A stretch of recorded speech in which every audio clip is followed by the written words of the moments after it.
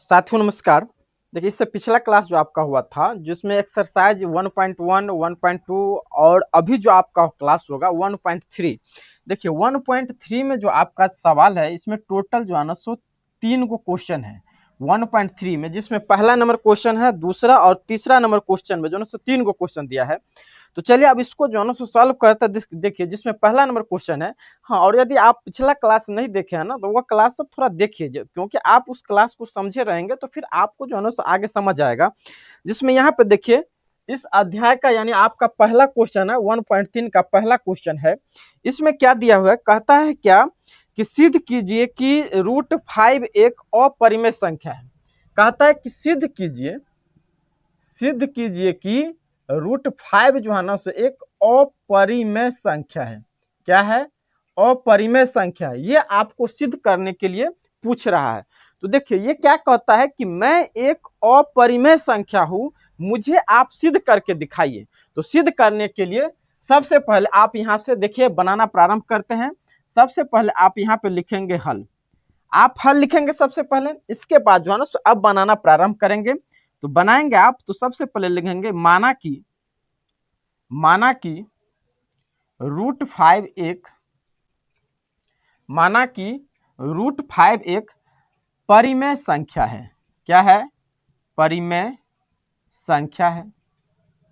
परिमेय संख्या है।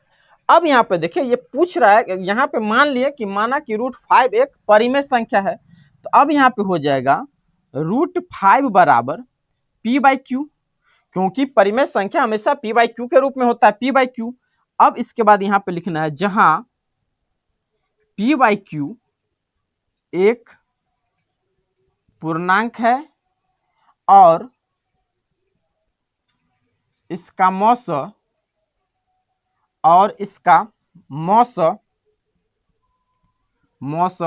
1 होगा।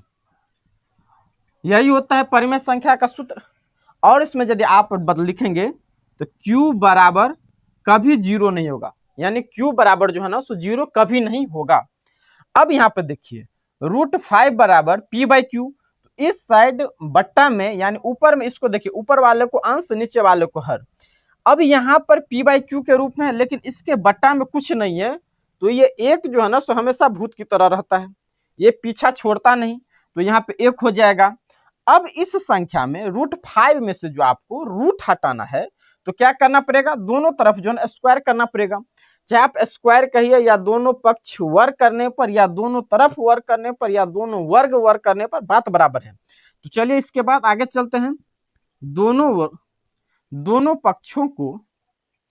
पक्ष लिखिए, दोनों ओर लिखिए, दोनों तरफ लिखिए, बात सेम है। तो दोनों पक्षों को वर्ग करने पर आप वर्ग करेंगे तो √5 का होल स्क्वायर बराबर p/q का स्क्वायर हो जाएगा। अब आप √5 का स्क्वायर करेंगे तो सीधा 5 हो जाएगा। यहां पर देखिए √5 गुने √5 बराबर हो जाएगा 5। तो यहां पर हो जाएगा 5 बराबर p² बट्टा q²। अब इसको आप जो से क्रॉस गुना कर लीजिए। p² बराबर क्या हो जाएगा 5q²। p² बराबर 5q²।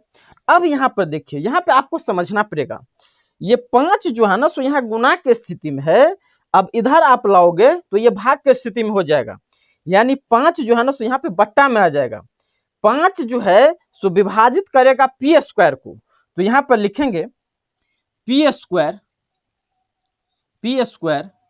5 से विभाजित है, p² 5 से विभाजित है और 5 से, यहाँ 5 है और 5 से p भी विभाजित होगा। देखिए यहाँ पे आप कंफ्यूज होंगे कि क्या आपने लिख दिया, यहाँ पे ये दिया है कि 5 से p² विभाजित होगा। अब मान लीजिए 5 का स्क्वायर तो 25 होता है, तो देखिए 25 5 से तो विभाजित हो गया और 5 से 5 भी विभाजित हो जाएगा। तो यहाँ पे लिखा कि p² 5 से विभाजित 5 से विभाजित है और 5 से p भी विभाजित होगा। अब इसको जो है सो आप जो है ना सो समीकरण 1 मान लीजिए, इसको जो है सो आप समीकरण 1 मानिए। अब इसके बाद इधर आइए, अब जो है सो आपको सॉल्व करना है।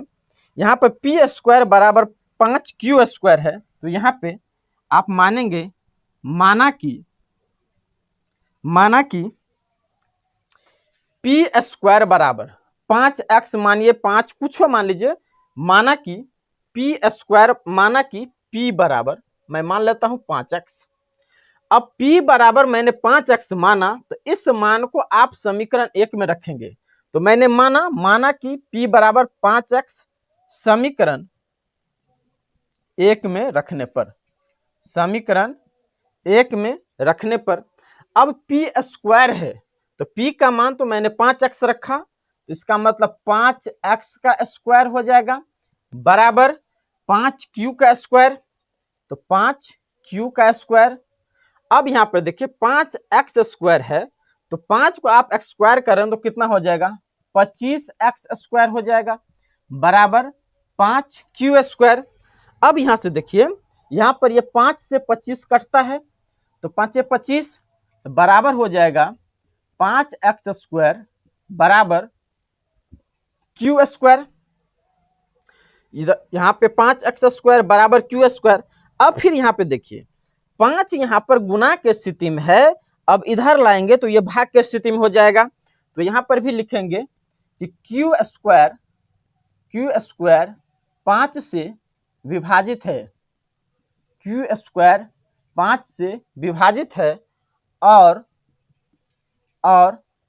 q भी 5 से विभाजित होगा, विभाजित होगा।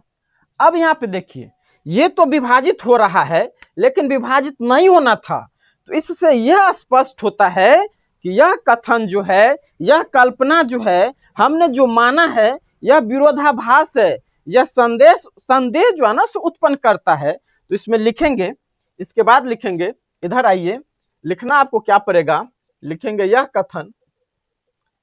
कथन विरोधाभास है, विरोधाभास है, इसीलिए √5 एक अपरिमेय संख्या है, √5 एक अपरिमेय संख्या है, अपरिमेय संख्या है। देखिए यही आपको पूछ रहा था कि हमें आप सिद्ध करके बताइए कि √5 जो है ना सो एक अपरिमेय संख्या है। तो ये प्रूफ हो गया, यही आपको जो है ना सो सिद्ध करके दिखाना था। समझ गए? यदि आपको एक बार में आप नहीं समझ पा रहे हैं तो इसको जो है ना कई बार, 1-2 बार वीडियो को देखिए, इसके बाद आपको जो है ना समझ आए, इसमें है कुछ नहीं। पहले सीधा दिया था कि बताइए, सिद्ध करके दिखाइए कि √5 जो है ना एक अपरिमेय संख्या है। तो आपको यदि ये कह रहा है कि मैं एक अपरिमेय संख्या है, तो इसको आपको जो है ना सो ये अपरिमेय संख्या कैसे है, यही आपसे पूछ रहा था कि मुझे सिद्ध करके दिखाइए। तो आपको जो है सो यहाँ पर यह निष्कर्ष निकलता है कि यह कथन जो है, इतना बनाने के बाद इससे यही स्पष्ट हुआ कि यह कथन विरोधाभास है, संदेहास्पद है, संदेह उत्पन्न करता है, जिसके कारण √5 जो है ना सो एक अपरिमेय संख्या है। देखिए आपने पहला सवाल को सॉल्व किया, इसके बाद अब आप जो है सो दूसरा नंबर क्वेश्चन देखिए। दूसरा नंबर क्वेश्चन में क्या दिया है, कहता है कि सिद्ध कीजिए कि 3 + 2√5, 3 + 2√5 ये पूछता है कि एक अपरिमेय संख्या है, अपरिमेय संख्या है। इसको जो है ना आपको सिद्ध करना है। ये कह रहा है कि मैं एक अपरिमेय संख्या हूं। अब इसको जो है ना आपको सिद्ध करना है। तो जैसे आपने पहला क्वेश्चन बनाए हैं वैसे ही इस क्वेश्चन को सॉल्व करेंगे। तो यहाँ पर लिखेंगे, क्या लिखेंगे बताइए अब, हल। अब यहाँ पर जो है सो मानेंगे कि माना कि 3 + 2√5, 3 + 2√5 एक परिमेय संख्या है, एक परिमेय संख्या है। इतना आपने कर लिया। इससे पिछले सवाल में भी मैंने इतना किया था। अब इसको आप सॉल्व कैसे करेंगे, देखिए, तो 3 + 2√5 बराबर p/q, क्योंकि परिमेय संख्या p/q के रूप में होता है, जहां p/q एक पूर्णांक है और q बराबर 0 नहीं होगा, q बराबर 0 नहीं होगा। अब इसको आप सॉल्व करते जाइए। देखिए यहाँ पर 3 + 2√5 बराबर p/q। अब इसको जो है ना, यदि तीनों का आप उस उठा के उस साइड फेंकेंगे, बराबर के उस साइड ले जाएंगे तो माइनस में चला जाएगा, क्योंकि 2√5 बराबर p/q, इधर लाएंगे आप उठा करके 3 हो जाएगा माइनस में। अब यहाँ पर देखिए, ये 2 जो है सो गुना के रूप में है यहाँ पर, तो आप नीचे लाएंगे तो भाग में हो जाएगा। तो यहाँ पर √5 बराबर p/, ये q अकेला है, अब यहाँ ये गुना में है, नीचे में लाएंगे तो हो जाएगा 2q घटे 3 अकेला है, यहाँ पर ये भी आएगा क्योंकि गुना के स्थिति में है, तो यहाँ पर आ जाएगा भाग में। इससे पहले आपने सिद्ध किया था कि √5 एक अपरिमेय संख्या है। तो अब यहाँ पर देखिए, ये जो है लिखेंगे √5 एक अपरिमेय संख्या है, अपरिमेय संख्या है।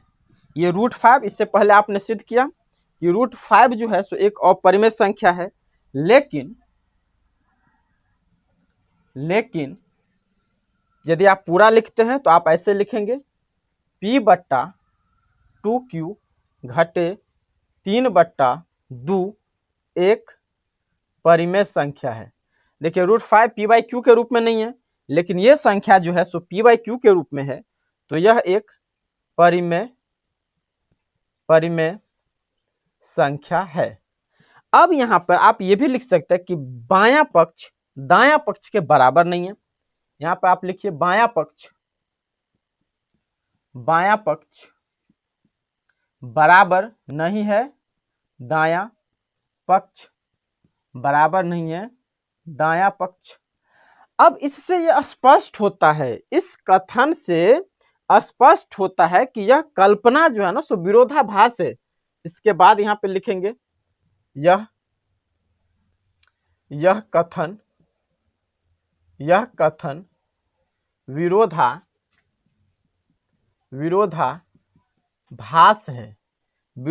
है। इसलिए 3 + 2√5 एक अपरिमेय संख्या